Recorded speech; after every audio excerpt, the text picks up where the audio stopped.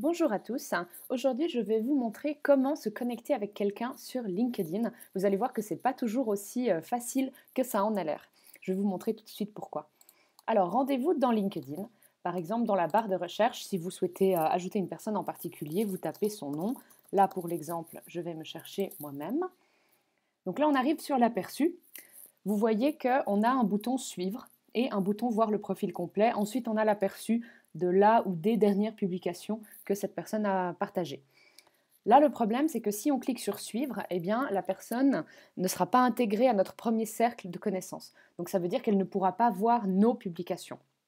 Et nous, si on veut vraiment l'ajouter à notre cercle de connaissances, on a tout intérêt plutôt à l'ajouter.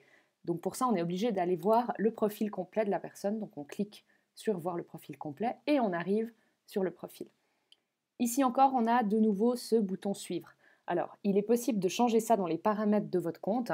En l'occurrence, pourquoi sur mon profil j'ai ajouté le bouton suivre, c'est parce que tout simplement j'ai plus de 500 abonnés et le but c'est de faire grandir cette communauté et de différencier les abonnés donc qui me suivent pour les conseils réseaux sociaux et les relations, donc vraiment les gens que je connais et que je fréquente dans le cadre professionnel ou personnel.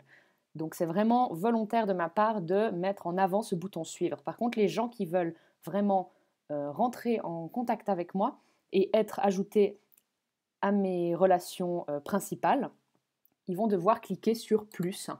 Et là, on a le bouton se connecter. Je vous invite aussi, quand vous envoyez une invitation, à ajouter une note.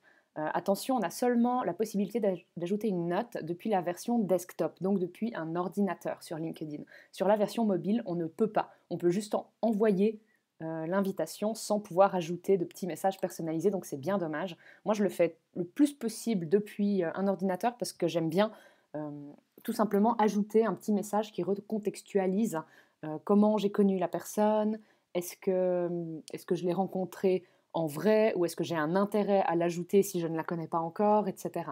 On a plus tendance à accepter les demandes quand il y a un contexte, justement. Donc, tout simplement aussi pour qu'on sache qui est cette personne et pourquoi elle nous ajoute. Hein. Donc, pensez à ça, c'est vraiment, en tout cas pour moi, ça fait vraiment la différence quand il y a un message, j'accepte bien plus facilement.